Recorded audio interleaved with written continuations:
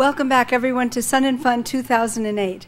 I have the honor today to present a couple that have been dedicated to aviation safety, and in particular to the role of the flight instructor for many years. In 1967, they began the National Flight Instructors Association, NAFI, and with 100 members. Today they are 5,500 members strong. This association has been dedicated to supporting and promoting professionalism in flight instruction, a profession that needs mentoring and that is a key profession in our aviation world. Joanne and Sandy Hill also administer the Master Flight Instructor Awards, which is another follow-on to aviation safety and promoting the best in instruction. They also, along with their other duties, administrate something that's very important to all of us in GA, and that is the General Aviation Awards Program. It honors the finest in general aviation. These dedicated people have spent many years and continue to do so to make our aviation world better. Please welcome Joanne and Sandy Hill.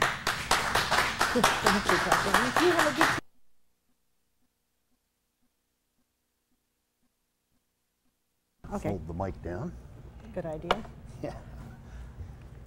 Well, good morning. No, it's afternoon. It's afternoon. Yes. Good afternoon, everybody. Thank you so much for taking some time out of your busy schedule while you're here at Sun and Fun to join us for an hour of our thoughts as they relate to flight instructor professionalism. As Kathleen said, we are Sandy and Joanne Hill, sometimes referred to as the headmasters. We'll get into the reason for that in a few minutes. So, I'm Joanne Hill, serving as Vice President of NAFI. And I'm Sandy Hill, and I also serve as Vice President for NAFI. NAFI is an equal opportunity employer. We really would like to spend the bulk of our time talking about our thoughts, our perceptions as they relate to flight instructor professionalism. So with that in mind, we're just going to cover some of the things that we think a professional flight instructor should be, should do, etc. Okay, the professional CFI, this is the age-old model of a professional CFI. A good teacher and communicator, that's a given.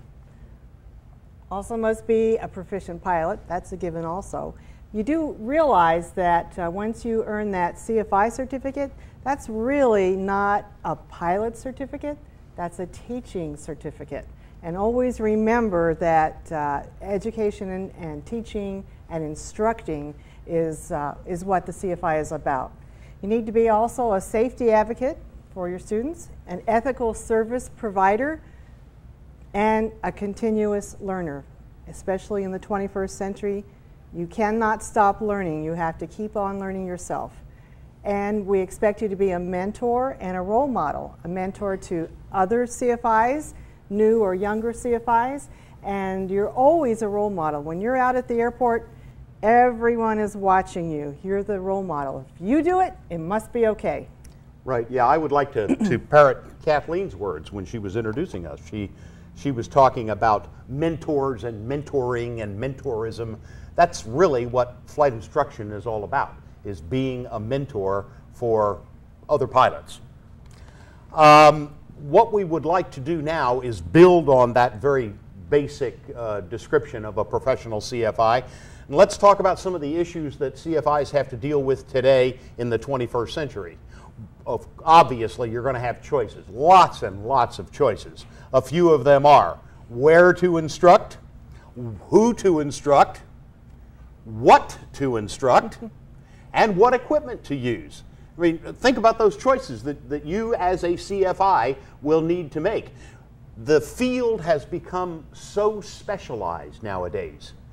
Back when we started out in aviation decades ago, a CFI was a CFI was a CFI. You all did pretty much the same thing. You taught people how to fly. You took them towards certificates or ratings. You did an occasional flight review after that was introduced. But that was really the extent of your work. Think of how different it is today. It's just incredibly different today. Let's look at where your choices about where to instruct. Okay, there are ab initio programs where you take someone from 0 time to airlines. Right. Amazing.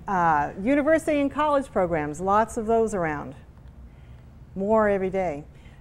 You could be teaching in a private flight school or with an FBO at the airport, or there are industry training programs such as Sierra, Cessna, etc. And you could be an independent contractor. Yeah, there's still an awful lot of independents out there. Back when I got started, we used to make jokes about flight instructors teaching out of the trunk of their car. And there is still some of that going on.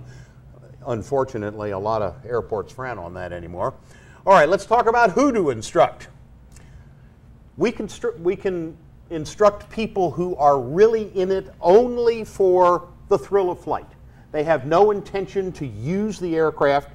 It is not a tool for them to make business trips or anything like that. They're just doing it because it's fun to do. There are business pilots, people who use their airplanes. A friend of ours has a V-tail Bonanza, and he uses that airplane weekly to go off all over the United States on business meetings, business trips, and that sort of thing. So we're going to have those kinds of folks we need to deal with. And that takes a different kind of training and a different level of training than just the recreational pilot. And then we also have the aspiring professional pilots.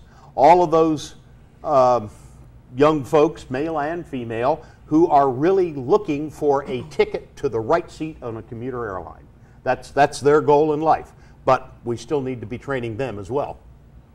All right, so here are some more choices. What to instruct? Yeah, my machine is sticking. Okay, you can do the primary training just like in the old days when we were talking about a CFI as a CFI is a CFI. You just teach people how to fly. You start day one until they get their private certificate. You could also specialize in advanced certificates and ratings. Maybe you're tired of bouncing around in the 152 and you want to say, I've had enough of this. I'd like to specialize and just do instrument training. Also, you could be teaching people about the new aircraft that are coming out, the LSAs and the VLJs and the TAAs, and the new avionics that are out there. People come to instructors to learn all the new stuff. Or you could be someone who specializes in flight reviews and IPCs. Lots of people, everybody needs those, and some people just like to do nothing else but proficiency training and flight reviews. Or you could be someone who spends a lot of time with insurance checkouts and the guidelines that the insurance industry puts on us for training. And the remedial training and recurrent training, all of those are ongoing and good things. We have groups like the BPPP, Bonanza Pilot Proficiency Program, that holds weekend proficiency training for Bonanza owners. All of those are opportunities for instructors. Or you could be someone who just likes to do ground schools, or maybe in conjunction with high schools, colleges, tech schools. Let me embellish a little bit. While we're here, I'm going to digress a little. It'll become important later on. You look at the first two bullet points up there, primary training and then advanced and advanced certificates and ratings. Everybody in here heard of Gold Seal? You know what a Gold Seal flight instructor is? Okay, all right. Well, then you probably know that there are really only two ways, or until recently only two ways, an individual could get a Gold Seal flight instructor certificate. As a CFI, you had to fly with a certain number of people over a certain period of time and have a certain pass rate. And if you did that and you had either an advanced ground instructor rating or an instrument ground instructor rating, either one, then you could get a Gold Seal. The other option was and remains if you're a designated pilot examiner.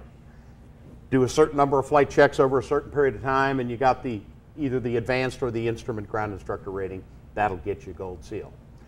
All of the other things that people are now doing, you know, specializing in TAA or specializing in flight reviews, IPCs, proficiency training, ground schools, remedial training, if that's all they do, and there are a great many out there that is all they do they ever qualify for a Gold Seal? Yes? No? No? No. No, they don't. And the reason is because you have to be involved in signing people off for certificates or ratings. And if you're signing people off for certificates or ratings, that'll get you gold seal. Okay, I digressed too much.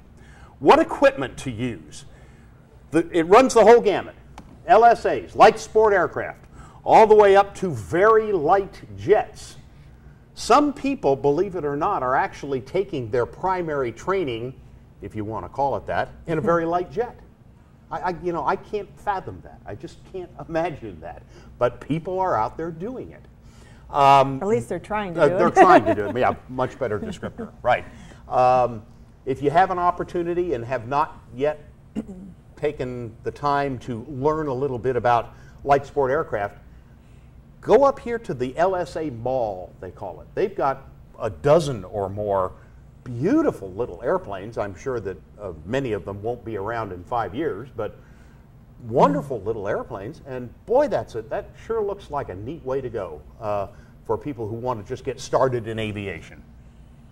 Home built experimentals, that's always an option too for many people. You could get a glass cockpit. Even in these LSAs, you can get a glass cockpit. Look at the price tags if you go up there on those airplanes. $100, $110, $120,000 for this little bitty airplane with a glass panel. You know, it's got the same glass panel that 747 that United Airlines flies. Same panel. It's just unbelievable. And, you know, believe it or not, you can still today buy an aircraft with the steam gauges, the dials. You can still buy it. But guess what? It's an option, and it costs more. Yeah. Isn't that interesting? And who'd have thunk 10 years ago? Who'd have thunk? That's amazing. Take advantage of resources that are available to you as a flight instructor. And, well, not only should you be using the books, the CDs, the DVDs, and online courses that are available, but recommending this to your students and directing them to the appropriate websites and that sort of thing. Don't hesitate to use simulators. If you have one available, use them. There are some incredible state-of-the-art simulators out there, and the price on those keeps coming down too, which is an interesting concept. Okay. Keep on going. Okay, this is the expanded profile. Now in the 21st century, we're going to add to that first list of qualities that a professional CFI should have. So you need to be a resource on current issues. Lordy, lordy, there's so much going on in general aviation and even the rest of the world of aviation that we need to be aware of. So there's lots of ways to do that. You can get AvWeb and all those electronic newsletters. You need to be an advocate for general aviation. We need to save the airport. We need to be sure that big tower doesn't get built. We need to just be sure that pilot rights are protected and, you know, user fees, things like that. You need to be... Let me interject there. I read just yesterday, and maybe some of you saw it, I think it was in the GA News, an airport in West Virginia is, now listen carefully, they are closing a runway to build more hangars. Think about that. They're closing the crosswind runway. They're going to tear out the crosswind runway so they can build more hangars. A lot of thought went into that. Okay, you need to be proficient with the new aviation technology that's coming out. If you don't know, at least know where to find out an answer. You should be using the newest methods and materials, things like FITS and scenario-based training, all those new concepts and ideas that are being thrown out. You need to step up and learn what they're all about. You need to possess savvy marketing skills. You need to sell yourself these days. People won't know you're there unless you do some kind of advertising, websites, business cards, all kinds of ways to do that.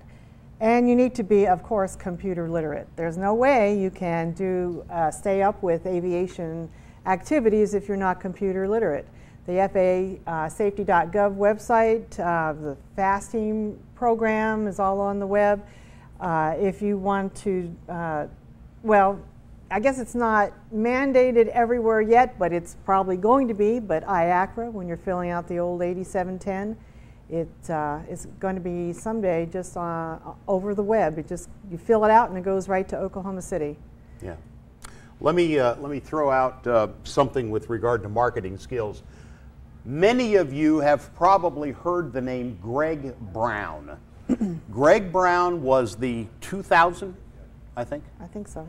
The 2000 National CFI of the Year.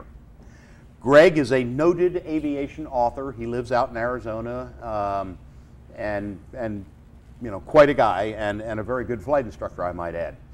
Several years ago, Greg published a book called The Savvy Flight Instructor. I highly recommend that to everybody. And here's why. If you were to get The Savvy Flight Instructor, open it up and start paging through it, you wouldn't find any information in there about how to do chandelles or how to teach turns about a point or anything like that. What you would find is how to market yourself. That whole book teaches marketing skills, marketing yourself as a flight instructor, making a living as a flight instructor. So, The Savvy Flight Instructor, Greg Brown, it is available through ASA, I think, isn't it? Yeah, okay. All right, a resource on current issues. You need to be a resource on current issues because, well, let me try it this way. Have you ever read, any of you, ever read a story in a newspaper that was aviation related, that was written by a reporter who knew nothing about aviation? You've seen that? Yes, yes. Right, I will never forget, and this is the God's honest truth. There was a story 15 years ago I read, it was just a little 2-paragraph thing, about the twin-engine Cessna 150 that went down and all 6 souls aboard perished. Okay, we need to be a resource for those people. I have contacted my local newspapers out in the Denver area on numerous occasions saying, you know, if you want me to read through something that you've written just for accuracy, I'd be glad to do that. It would be far better than making statements like that. Know the FARs. They change constantly. We need to keep up with them because people are going to come to us to ask for an interpretation, rightly or wrongly. You need to know about new aircraft and new equipment, particularly if your flight school or your airport gets something new. Get out there, get familiar with it, get checked out in it, so then you can start teaching in it, because that's probably the one that folks are going to want to learn to fly. Know where to get an answer. We all know these sage old guys hanging around the airport who seem to know just about everything there is to know about aviation. Make their acquaintance, pick their brains, get to know them, and feel comfortable that you can use them as a resource when you're asked a question that you don't know the answer to. All right, what does it mean to be an advocate for general aviation? Be part of groups that are protecting pilot rights. And there's lots of alphabet groups out there, AOPA, EAA, even a group like NAFI. Be part of those groups because they're the ones who have the numbers, the mass, the louder voice when it comes time to have a voice in Washington, D.C. to try to affect a change, either, well, even on a local level. Be part of a local pilots group. And that's, you know, protecting airport rights. That you'll have the Airport Pilots Association of some sort is trying to make things better. Be a media resource, like Sandy was saying, for accurate information. Be a resource also for local government officials to help them make informed decisions. Right. If they want to build a new cell phone tower at the end of the runway and all they can think of is this is the best place to put it, because they're not pilots, they need to be taught. They need to be instructed why that's not a good idea, that there certainly is a better place. Be proficient with technology. It's a battle that we fight from time to time in our roles in NAFI and in the General Aviation Awards Program. We hear from people who know nothing about computers, are reluctant or even flatly refuse to get involved with computers on any level. We need to be proficient with technology so that we can help at least our flying clients through those hurdles so that they can use that as a tool, as a resource, to get additional information to make them a safer and better pilot. Participate in industry training. That's kind of what this is right here. What we do here at Sun and Fun, and to the same extent up in Oshkosh, lots and lots of forums are available, ranging from things like this to safety seminars and so forth. Take advantage of those opportunities as they come along. Be familiar with new equipment before you instruct in it. That might sound like a silly thing to say, but can you imagine flight instructors doing that? I can. Yeah. Mm-hmm. Right. It's called on-the-job training. You know, you get in the airplane, get the POH out for this new gizmo that you got in your airplane, and you teach somebody as you learn it. There are probably better ways. Have additional resources for questions that you can't answer. We've already adequately addressed that. Okay, use the newest methods and materials. Always use a training syllabus. And this is a good liability insurance policy if you use a syllabus, because then you document what you've done in each lesson, and then you can always go back and say, yep, I trained that person, and when he's in trouble and he says, well, I never learned that. Nope, you used the syllabus, and there it was in lesson 13 that you know, you learned crosswind landings or whatever it might be. Learn about FITS. This is the FAA industry training standards. It's the wave of the future. It's scenario-based training. It's learner-centered evaluation, where the student is more actively involved in evaluating his own performance. Know the vocabulary, like scenario-based training. And what does that mean as opposed to maneuvers-based training? We've probably, all of us here, learned maneuvers-based training when we took our pilot instruction. We went out and we, you know, did turns around a point or lazy eights or whatever we did.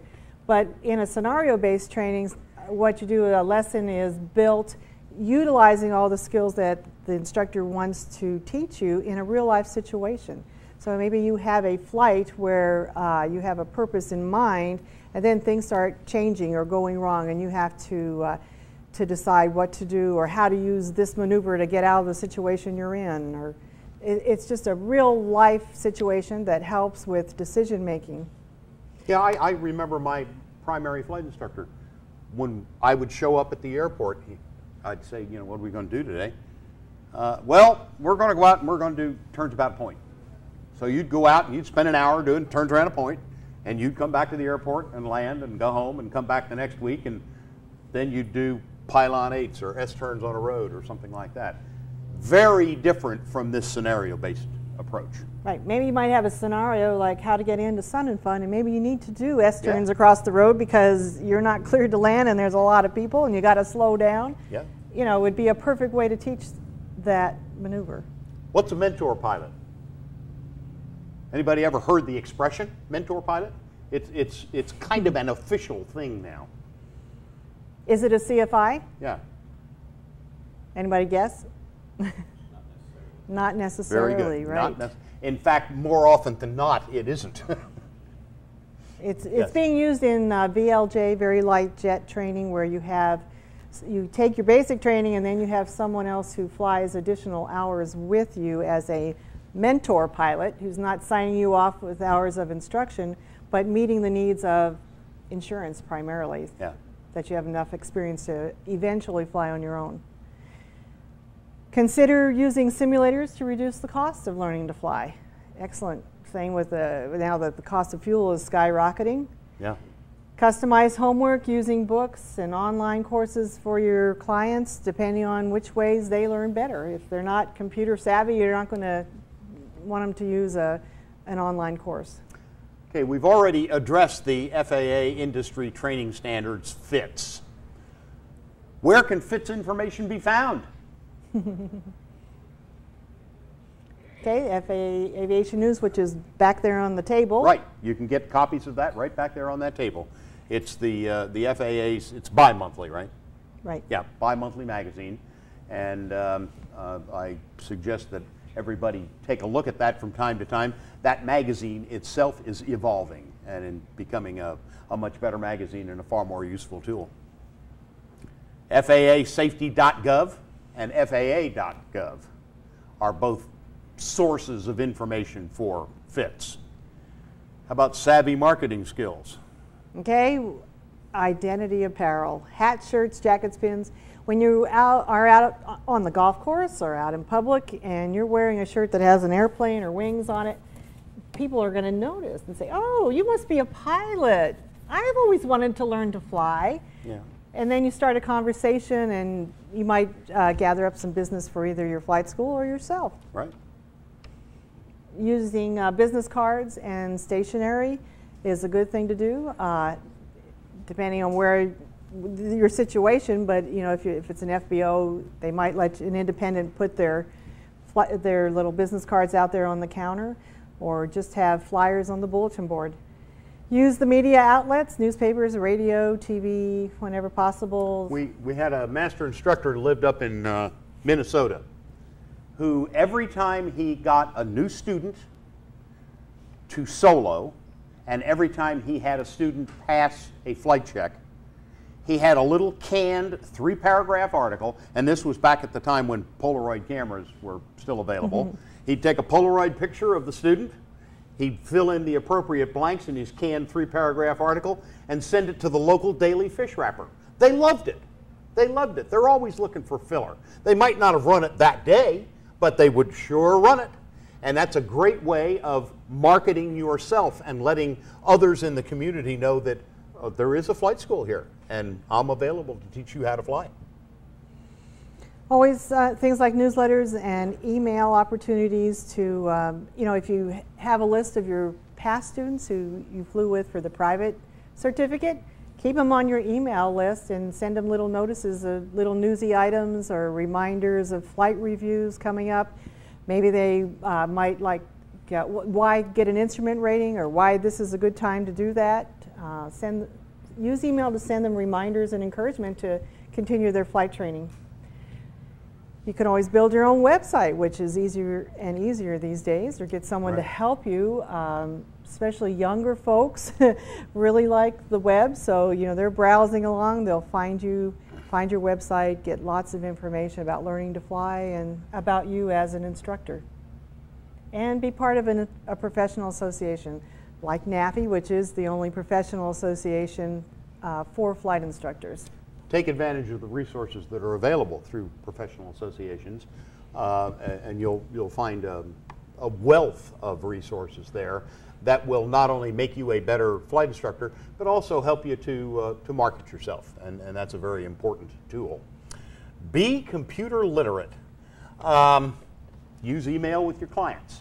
Now, some of them who are less than computer savvy may struggle with that, but that's one way to get them, at least get them a little dual instruction on how the computer works. Communicate with them via email, you know, for scheduling and things like that. Take yourself and recommend to your students online courses. AOPA has dozens of really very nicely done courses. The Air Safety Foundation has a wealth of stuff like that that is there for you and your students as well. Take advantage of it. Be familiar with FAA.gov and FAASafety.gov. Both websites, particularly the FAASafety.gov, has a lot of resources as it relates to learning, online learning and that sort of thing. Take advantage of it. Have a library of websites that you can share with your students. You know, just print out a sheet with various web addresses for things that will help your student become a more proficient pilot. And use and recommend CDs and DVDs as study material. Some people are comfortable with that, some are not, but that continues to change and evolve, and it'll probably get to the point in our lifetimes, I think, when that becomes the norm. It is not quite there yet. I do need to share one bit of information with you. A gentleman who actually lives here in Florida has been fighting the computer battle for years. And I mean, he has dug his heels in.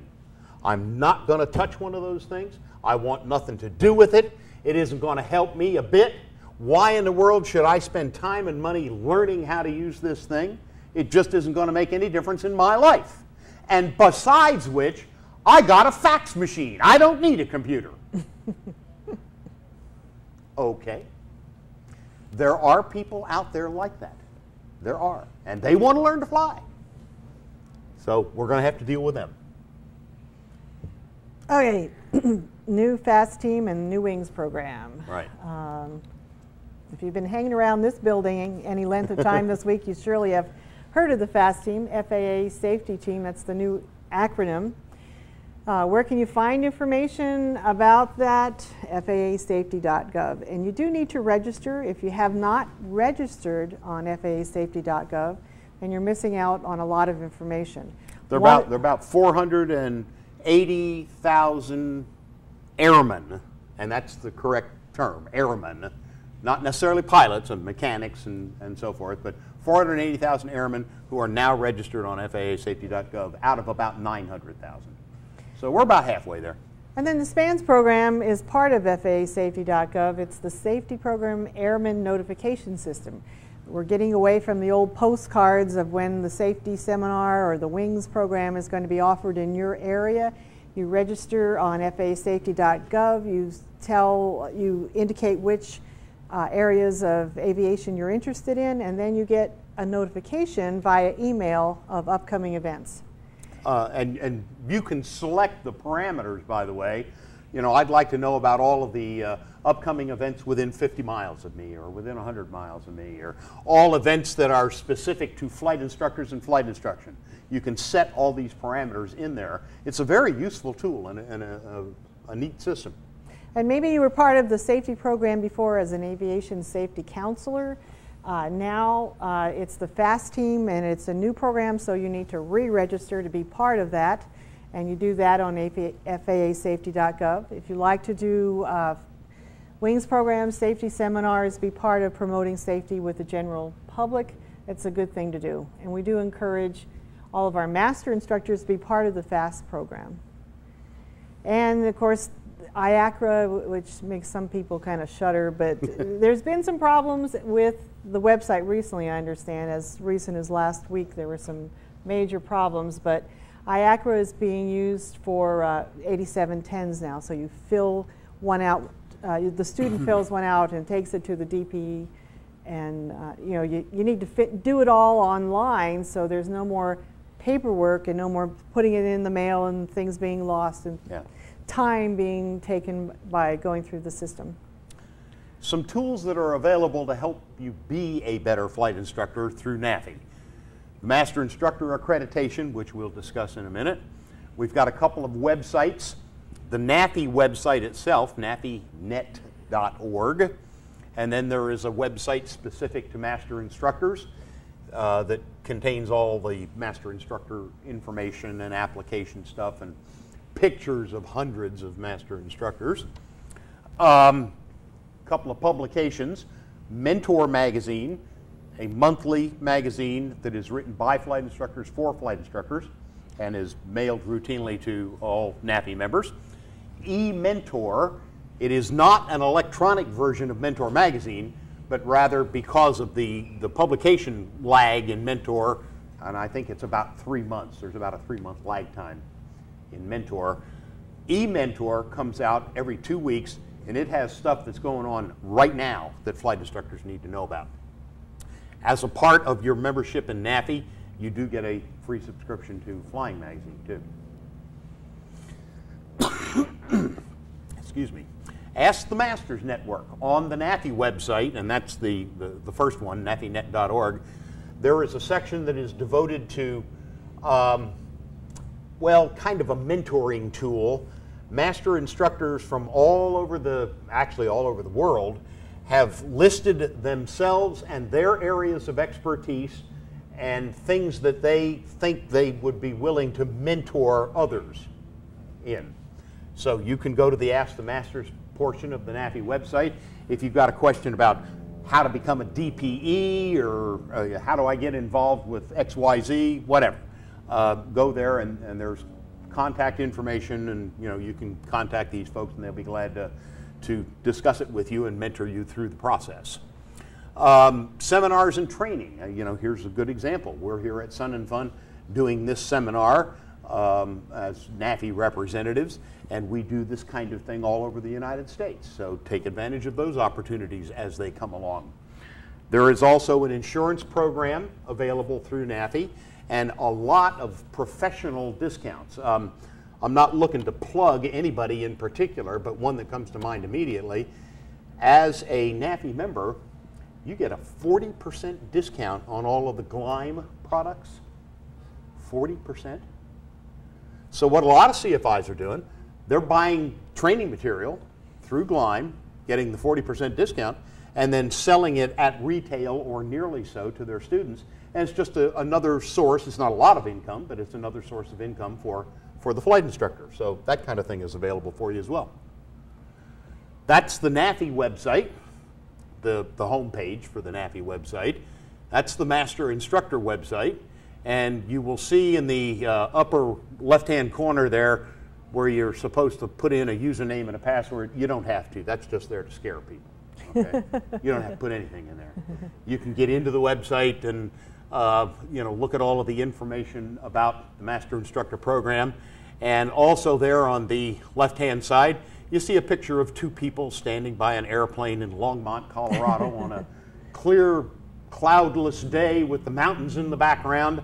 That's Sandy and Joanne Hill. There's a little 37-second video of us talking about the Master Instructor program that you're sure welcome to listen to and look at. NAFI recognition. All right, part of being a professional, we should recognize people for their achievements and for their professionalism.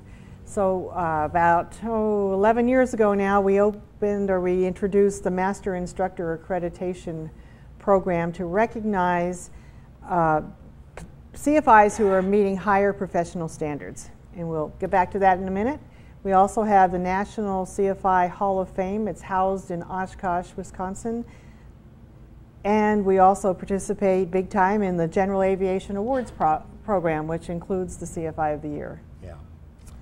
Okay, let's look at Master Instructor issues in detail. It is a professional accreditation. It's renewable. It's issued for 2 years, and it's renewable just as your flight instructor certificate is.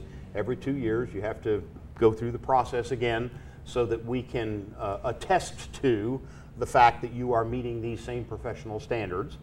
And the FAA as well as industry has really bought into the program. The program itself, or the accreditation itself, sets some professional standards. It recognizes aviation educators who really do go above and beyond the call. They're not just the average run-of-the-mill flight instructor that you might find hanging around at the local airport. These people truly have some things to offer as aviation educators. There are a few perks. There are a lot of perks, but a few that are significant. One of the things you can do when you earn the designation is that will renew your flight instructor certificate. By earning the designation, we can also give you a new flight instructor certificate valid for 24 calendar months. Now, going back to the Gold Seal discussion that we had a little while ago, this is a relatively new development in the program. Those people who do not have a Gold Seal but who hold either an advanced or an instrument ground instructor rating and are a current Master CFI, that now gets you a Gold Seal.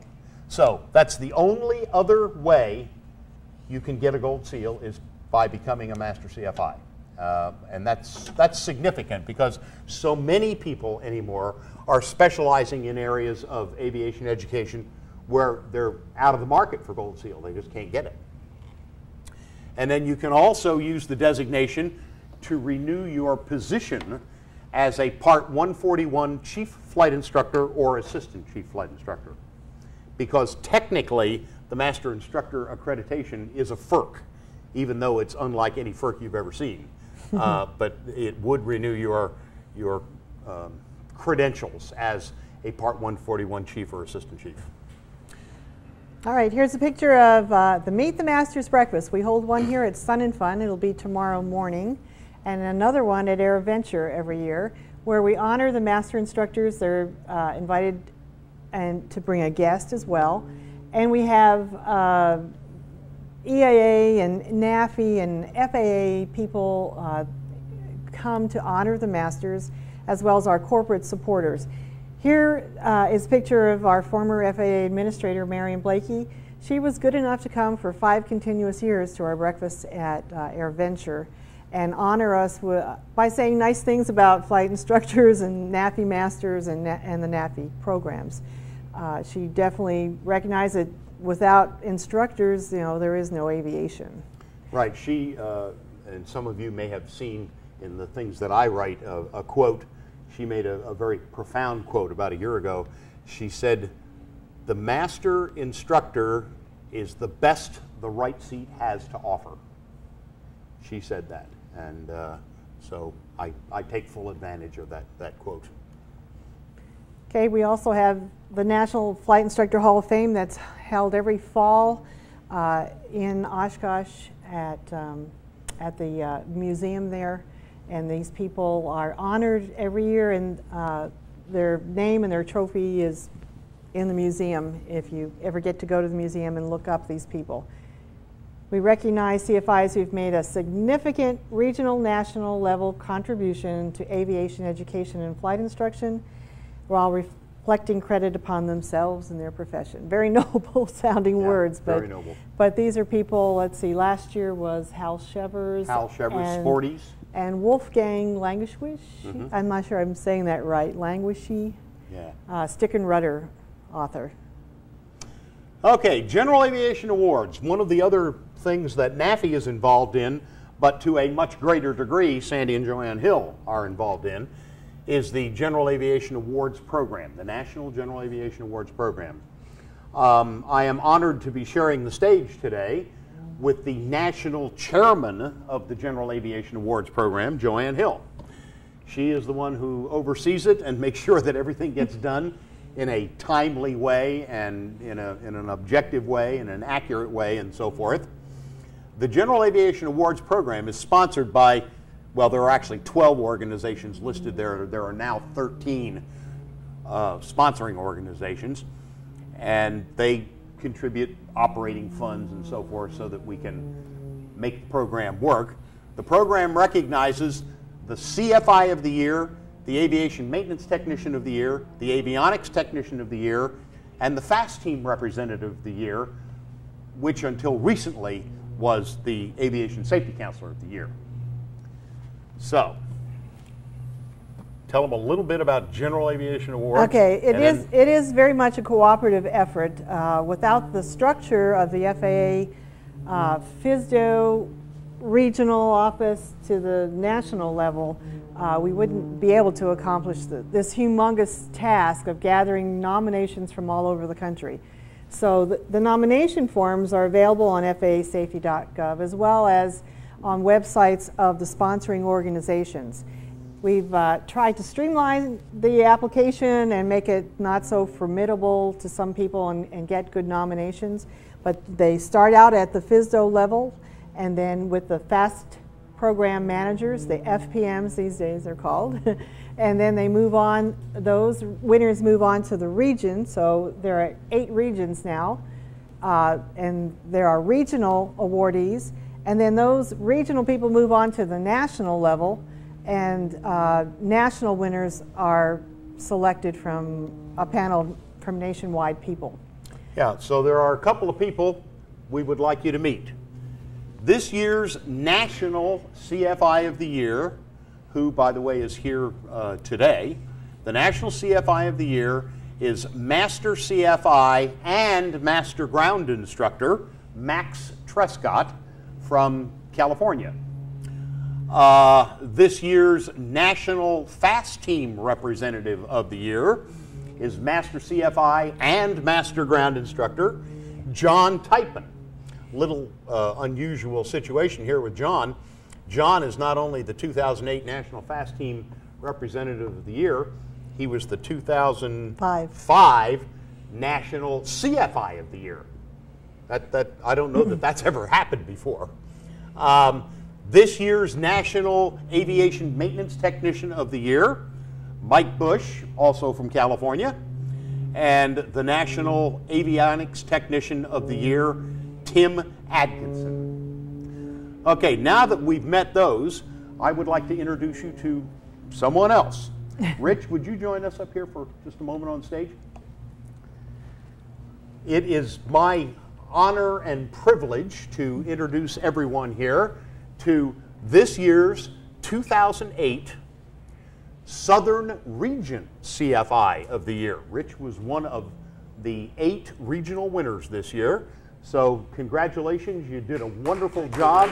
We're proud to have you here. I would like to add something before Rich speaks. I think he is a prime example of what we've been trying to describe to all of you today.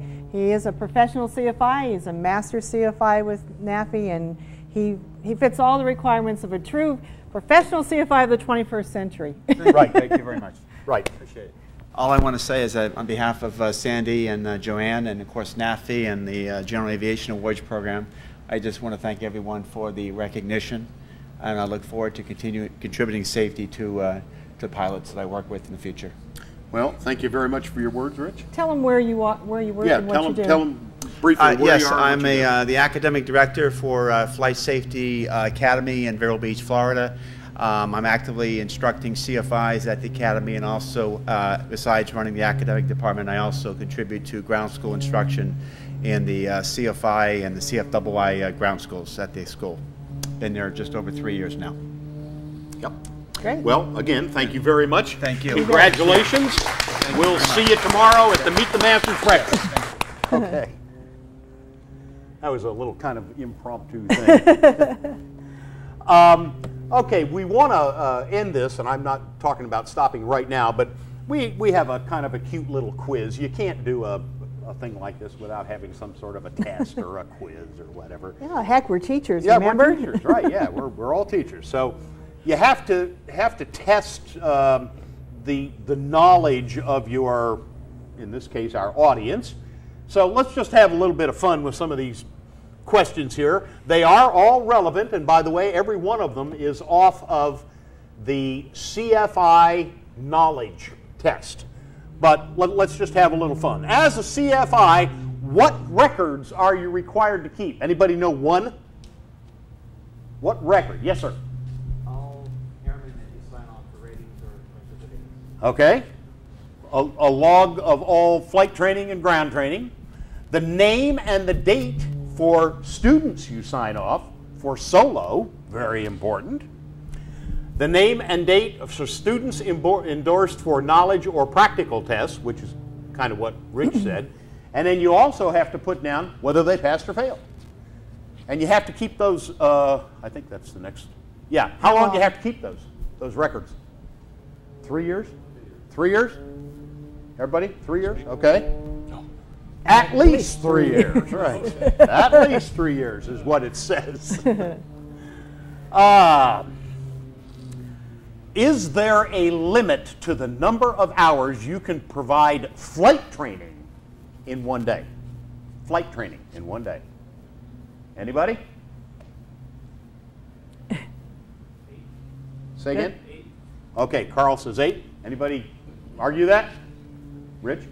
It's 8 hours in a 24 consecutive hour period. You Okay. can tell he teaches CFIs. Right, he teaches CFI. Well, To and pass that's the exam. essentially what Carl said, yes. Right. Right, 8 hours in a 24-hour period. Okay, CFI responsibilities. What is your responsibility regarding permanent mailing address changes? What do you need to do? As a flight instructor, what do you need to do? If your mailing address changes, what do you need to do? Come on. Same as any cop. What is that? 30 days. 30 days. Okay, very good. Within 30 days, you have to notify the FAA's Airman Certification Branch. And you can now do that online, which is kind of a handy tool. All right, if your flight instructor certificate was issued today, what is the last day? What is today? Today is April the 10th, April the 10th. Okay. 2008. It's my brother's birthday. Yes, it is. All right. April the 10th, 2008. What is the last day you can exercise the privileges of that certificate? April 30, 09. Very good. No. April 30th, 09. If your flight instructor certificate was issued today? 10. 10. Yep, 2010. Right. 2 years. It says on the back of your flight instructor certificate. On a date, it's issued. It's Not it. at the end of the month. No, No. no. Nope. If it was issued today, new certificate or a renewed certificate, you have 24 calendar months, and that was the word we were looking for, really. 24 calendar months, which would be the 30th of April. Okay. I assume it's the 30 days. 30 days has September, April, June, 30th of April, 2010. So 24 calendar months. Yep. All All right. right, warning. This is something that we have, when we review master instructor portfolios, we have caught a few people who have had a misunderstanding. You look on the front side of your CFI certificate and it tells you an issue date. So let's say it's issued April 10, 2008. But let's say that you had a flight instructor certificate that you got 6 months ago, but you had a change of address and you wanted to have your new address on that certificate. So you said, I want to have my current and correct address on that CFI certificate, so I'm going to go down and get a new one. All right, so 6 months ago, which would have been October, you would have, was your original issue date. Now you get a new one issued April 10th with your new address on it. When is your expiration date? Is it October or is it April? When?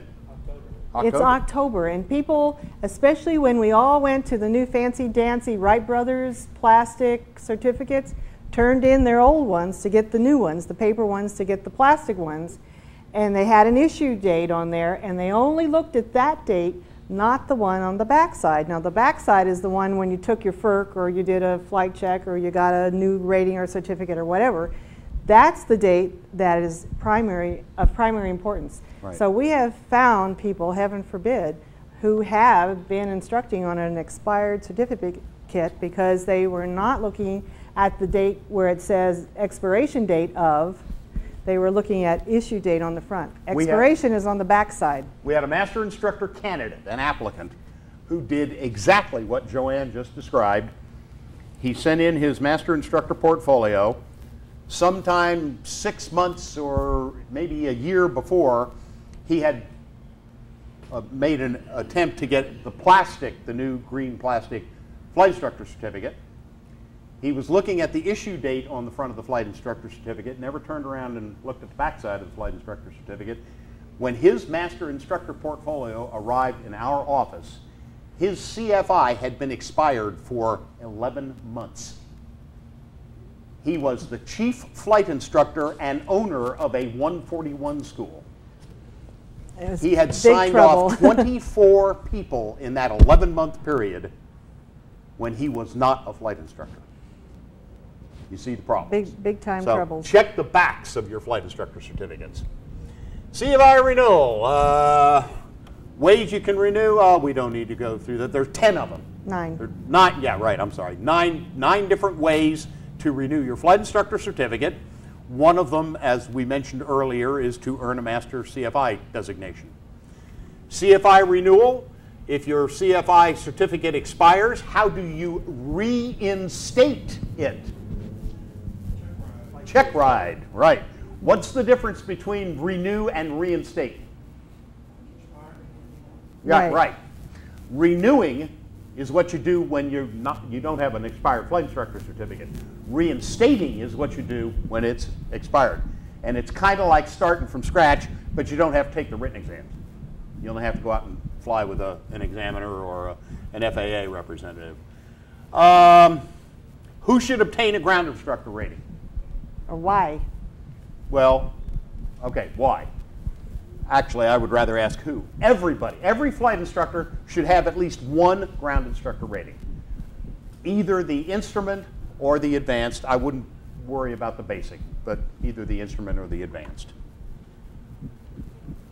There are a lot of good legal reasons, advantages for doing that. What are the 3 ground instructor certificates? Basic, advanced, and instrument. Right. Okay, let's, that's our contact information there. Sandy and Joanne Hill, we live and work in Longmont, Colorado, we can be contacted at that phone number or the email addresses that you see up there. We would welcome communication from you about any of the things that we do. We are particularly committed right now to the General Aviation Awards program because it's that time of the year, and we're trying to get all of that set up for AirVenture. And I want everyone to remember, don't forget, next Wednesday, don't forget this, take your kid to work day. And thank you very much for coming today. We appreciate your time and your attention. Thanks a lot.